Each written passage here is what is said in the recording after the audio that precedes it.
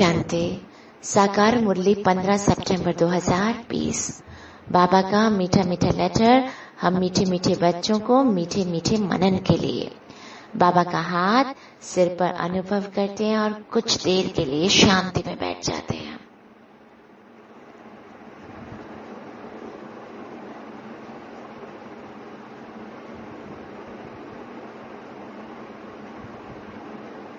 बाबा कहते, मीठे बच्चे, बाप आए हैं तुम्हें ज्ञान का तीसरा नेत्र देने, जिससे तुम सृष्टि के आदि मध्य अंत को जानते हो। बाबा हमें वो समझ देते हैं जिससे हमें सृष्टि के आदि मध्य अंत का पता चलता है। ज्ञान का तीसरा नेत्र, कहते हैं ना, शंकर के तीसरी नेत्र खुला और सारा कुछ बदल गया। तो हमें ऐसी तपस्या करनी है जिससे ज्ञान हमारे में समा जाए।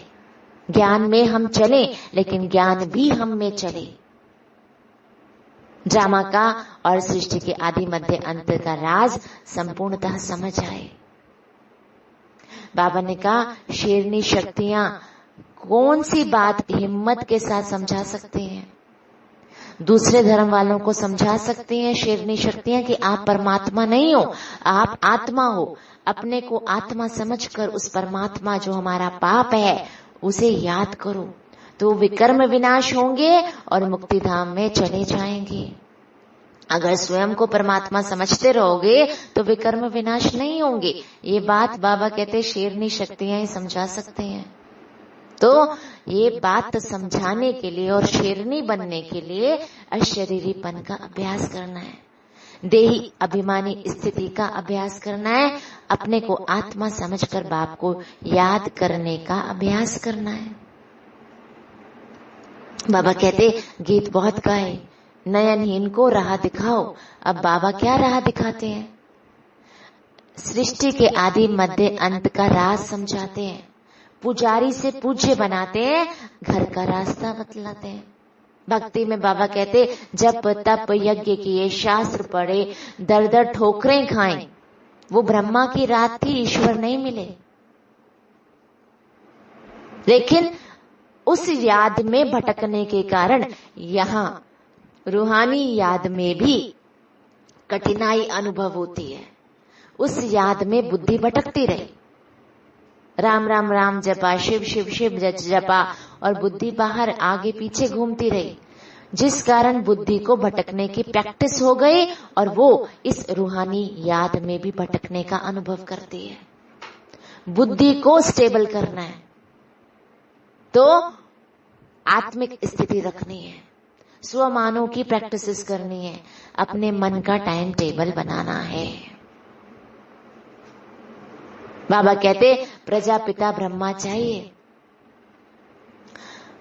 ब्रह्मा कुमारियां भी होंगे और ये सारे एक शिव के ही बच्चे हैं, बाबा के ही बच्चे हैं। बाबा ही आकर ब्राह्मण कुल और देवता कुल को स्थापित करते, बाबा ही आकर ब्राह्मण बनाते, देवता बनाते, पूज्य और पुजारी के खेल को समझाते। पूज्य को इंग्लिश में वर्शिप वर्दी और पुजारी को वर्शिपर कहा जाता है। आधे कल्प की कहानी है, आधा कल्प हम ही पुजारी हम ही पूज्य बनते हैं। 84 जन्मों की कहानी है। बाबा कहते 84 जन्मों के बाद कंप्लीट पतित पुजारी बन जाते हैं, कंप्लीट पतित पुजारी। तो सोचो, अब कंप्लीट पावन पूज्य देवी देवता बनने की तैयारी कितने कम समय में कितनी ज्यादा है। कैसे होगी कंप्लीट? जब आत्म अभिमानी स्थिति होगी। बाबा कहते, शिव और देवताओं के पुजारी जो हैं उनको समझाना सहज है। जो अपने कुल के हैं दूसरे धर्म में कन्वर्ट हो गए हैं उन्हें समझ में आ जाएगा, लेकिन जो कन्वर्ट नहीं हुए हैं ही दूसरे धर्म के, उनको समझ में नहीं आएगा। उनको मुक्ति का समझाओ। बाकी सबको जो कन्वर्ट हुए हैं जीवन मुक्ति का समझाओगे तो समझ में आएगा। बाबा कहते, बहुत सारे बाबा के बच्चे आर्य समाजी बन गए, सिख बन गए। वहां उस धर्म में होने पर ये ज्ञान सुना, इस ज्ञान को समझा तो वापस आ गए। कितने सारे बाबा के बच्चे हैं जो इन धर्मों से वापस आए हैं। झाड़ में अलग अलग सेक्शन है, लेकिन ये बच्चे हमारे ही बाबा के ही बच्चे, डायरेक्ट बच्चे होने के कारण देवी देवता धर्म के हैं। बाबा कहते अब सारे धर्म में देवी देवता धर्म का फाउंडेशन खत्म हो गया, तो इसलिए अब देवी देवता धर्म का फाउंडेशन लगाने आया हूं। तो फाउंडेशन में अब फाउंडेशन क्या होता है? बीज को फाउंडेशन कहते हैं। बीज होता है ना फाउंडेशन। तो अपनी बीज रूप अवस्था में जब हम टिकेंगे, आत्मिक स्थिति में हम जब टिकेंगे, तो हमारे द्वारा जो सेवाएं होंगी उसका फल निकलेगा। बीज में टिकना होगा, आत्मिक स्थिति। हम सब आत्माएं भाई भाई हैं। ब्रह्मा द्वारा ब्राह्मण बने, प्रजापिता ब्रह्मा की औलाद है, वह ग्रेट ग्रेट फादर है, ग्रैंड फादर है। पहले नंबर ब्राह्मण चोटी हैं, क्योंकि ब्राह्मण बीज हैं, इसलिए सबसे ऊपर है। वो आदम बीवी एडम ईव को मानते, लेकिन कौन है ये सब, ये नहीं जानते। बाबा कहते देलवाड़ा मंदिर यादगार मंदिर है, नीचे तपस्या करता दिखाया है, ऊपर राजा ही दिखाई है। और चैतन्य में हम ये दोनों चीजें देखते हैं वहां जाकर। तो ये मंदिर बाबा कहते बड़ा फर्स्ट क्लास है। जड़ मंदिर वहां है और वहीं पर चैतन्य मंदिर भी बाबा का बना हुआ है। बाबा कहते स्वर्ग को ऊपर छत पर दिखाया है, पर समझते नहीं है कि जब ये सृष्टि का सर्कल घूमेगा तो स्वर्ग यही धरती पर ही होगा। समझाने की बाबा कहते बहुत मेहनत करनी है, युक्ति से समझाना है, पहले अभ्यास करना है अपने को आत्मा समझकर बाबा को याद करने का, उसके बाद समझाना है। नहीं तो बाबा कहते बीके का नाम बदनाम कर देते हैं, क्योंकि समझाने में बल चाहिए। उनके पास शास्त्रों का बल है। अगर हमारे पास आत्मिक बल, बाबा की शक्तियों का बल नहीं होगा तो हम उनके शास्त्रों को नहीं समझा सकते। उनको समझाना कि अपने को परमात्मा नहीं समझो, मतलब सीधा क्लियर समझाना है, उसके लिए बाबा का साथ बहुत जरूरी है। बाबा की याद, अपने को आत्मा समझकर बाबा की याद के बिना ना हमारे ना किसी और के जन्म जन्मांतर के पाप कटेंगे, ना हम ना कोई और मुक्ति धाम में जाएगा।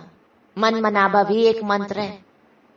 बाकी सब बाबा कहते स्पिरिचुअल नॉलेज देने को कहते तो हैं, लेकिन जैसे चिड़िया को पिंजड़े में बंद कर लेना। कोई मंत्र दे दिया, पिंजड़े में आत्मा बंद हो गई, वही मंत्र पुकारती रहती है, ना भगवान को जानती, ना खुद को जानती, ना भगवान का अनुभव कर पाती है। उड़ती चिड़िया बाबा के हम बच्चे ही बना सकते हैं। एक ऐसा उड़ता पंछी जिसमें उड़ती कला हो, उमंग उत्साह हो, बाबा का अनुभव हो, ये हम बच्चे ही कर सकते हैं, क्योंकि हमारे साथ स्वयं भगवान है। बाबा कहते यहाँ इस दुनिया में तो धनी बेगर सब निधन के बन गए हैं। पुकारते रहते हैं तुम माता पिता हो, तुम ही बंधु सका, लेकिन माता पिता तुम हो तो अपने को बच्चा नहीं समझते। इतनी तमो प्रधानता, इतनी पतितता आ गई है कि कोई पवित्र बनने की तैयारी करने को ही स्वीकार नहीं करता। हम कैसे पवित्र हो सकते हैं, ये तो पॉसिबल नहीं है। बाबा कहते क्राइस्ट के पिछाड़ी जो उनके धर्म के आते हैं, शुरू शुरू में सब सतो प्रधान होते हैं, उसके बाद जब लाखों की अंदाज में हो जाते हैं, पहले क्राइस्ट भी सतो प्रधान, लाखों की अंदाज में हो गए तो लश्कर तैयार हो गया, एक धर्म बन गया। पहले शुरू शुरू में धर्म नहीं होता, धर्म बन गया और धर्म चलने लगा। उसके बाद स्टेजेस आत्माओं की कम होती जाती है, लड़ना झगड़ना पीछे शुरू होता है। हम बाबा के बच्चे यहाँ पहले से ही हैं, हम यहीं पर रह करके अपने धर्म की स्थापना करते हैं। बाबा कहते भारतवासी इतना लड़ते झगड़ते नहीं है, मतलब हम इतना लड़ते झगड़ते नहीं है, क्योंकि हमने 2500 वर्ष शांति में जीवन जिया है। हमारी दुर्गति भी जितनी भी हुई हो, लेकिन इतने गिरे नहीं है हम कि खून खराबा करें, मर्डर्स करें। बाबा कहते भारत की ही सदगति, भारत की ही दुर्गति होती है, बाकी सब कम गिरते हैं और कम सुख पाते हैं। हम सुख भी बहुत पाते हैं सबके हिसाब से, बाबा कहते हैं ये रूहानी बातें रूहानी बाप ही रूह को समझाते हैं। 9 लाख जाएंगे, छोटा झाड़ होगा। विचार करो बाकी सब आत्माएं कहाँ रहेंगी? अभी कितनी है? 800, 750, 800 करोड़ होंगी। अब इनमें से सिर्फ 9 लाख होंगी सृष्टि पर, तो बाकी कहाँ होंगी? ब्रह्म में, पानी में थोड़ी ना लीन हो जाएंगी। अपने घर सब जाएंगे और उस अपने घर का नाम मुक्ति धाम है। आत्मा अविनाशी है, कहीं पे लीन नहीं हो सकती, मिट नहीं सकती। आत्मा का पाठ अविनाशी है, मिट नहीं सकता। परम धाम में टिक जाते हैं। आत्मा बिंदी है, अपने घर जाएगी, वहां विश्राम करेगी, अपने अपने समय पर वापस ड्रामा अनुसार नीचे पाठ बजाने आएगी। भगवान बाप है, वर्षा बाबा से मिलता है। बाबा कहते मुझे याद करो, मैं पतित पावन हूँ, मेरे बिना याद किए बिना विकर्म विनाश नहीं होंगे, मुक्ति धाम में नहीं जाओगे। सतो प्रधान बनना है तो ये बातें छोड़ दो कि मैं गुजराती हूँ, मैं फलाना हूँ। सतो प्रधान बनना है तो अपने को आत्मा समझ बाप को याद करो। बाबा ने कहा इसको ही योग अग्नि कहा जाता है। आत्मा समझकर खुद को और बाप को याद करना ही योग अग्नि है। बाबा कहते वानप्रस्थियों के लिए और भी इजी है। गृहस्थ व्यवहार से वैसे ही सब कुछ फ्री हो चुके हैं रिस्पॉन्सिबिलिटीज से, तो उस समय तो सिर्फ बाबा की याद रहनी चाहिए। भक्ति में भी तो ऐसे ही करते, तो यहां तो ज्ञान है। बाबा कहते वहां गुरु लोग सन्यास कराते या सदगति दाता बनते, लेकिन बाबा कहते वो तो पैसे कमाने के तरीके हैं। एक्चुअल में तो सतगुरु है ही एक, सबकी सदगति करते ही शिव बाबा हैं। भक्ति मार्ग की सामग्री है, वो नीचे सीढ़ी उतरने की सामग्री है, उससे हम नहीं पहुंच सकते बाबा के पास, क्योंकि उसमें प्रॉफिट मेकिंग बिजनेस या प्रॉफिट मेकिंग प्रोसेसेस हैं। अब कोई कुछ कर रहा है तो उसको पैसा तो चाहिए ना अपने जीवन को जीने के लिए। तो जहां पैसे का लेन देन है वहां ईश्वर को प्राप्त नहीं किया जा सकता। भावना, स्नेह, पवित्रता और बाबा की आज्ञाओं का पालन, बाबा का अनुभव, ये जरूरी है। बाबा कहते जितना आप बच्चे आगे बढ़ोगे उतना आवाज निकलेगा और लड़ाई लग जाएगी। पहले भी एक चिंगारी से कितनी बड़ी लड़ाई लगी और अब ये अंतिम लड़ाई होगी जिससे मुक्ति और जीवन मुक्ति के गेट्स खुलने वाले हैं। बाबा ने कहा इस पुरानी दुनिया को जो खत्म होने वाली है, बुद्धि से संन्यास करो। घर छोड़कर नहीं जाना है, लेकिन बुद्धि से भूल जाओ इस पुरानी दुनिया को। पूरा पूरा पावन बनो अगर निर्वाण धाम बिना मार खाए जाना है तो। पूरा बाबा को समझकर, रचना को समझकर, रचना के आदि मध्य अंत को पूरा समझकर नई दुनिया में ऊंच पद पाने का अभ्यास करो। वरदान में बाबा ने कहा अलबेलेपन की नींद को तलाक देने वाले निद्राजीत चक्रवर्ती भव। अलबेलेपन की नींद को तलाक देने वाले निद्राजीत चक्रवर्ती भव। साक्षात्कार मूर्त बन भक्तों को साक्षात्कार करो, यानी चक्रवर्ती बनो। अपने अलबेलेपन की नींद में ना ही सो।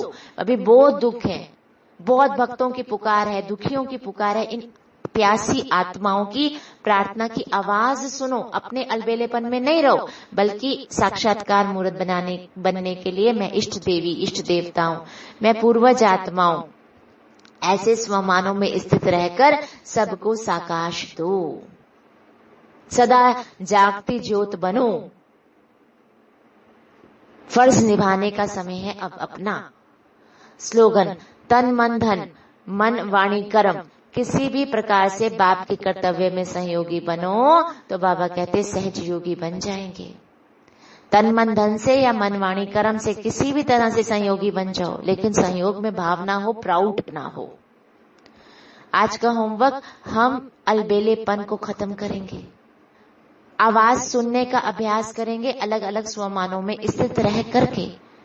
सभी हमें पुकार रहे हैं, हम उसे सुनेंगे और सबको साकाश देने का अभ्यास करेंगे। साक्षात्कार मूर्त बन जाएंगे।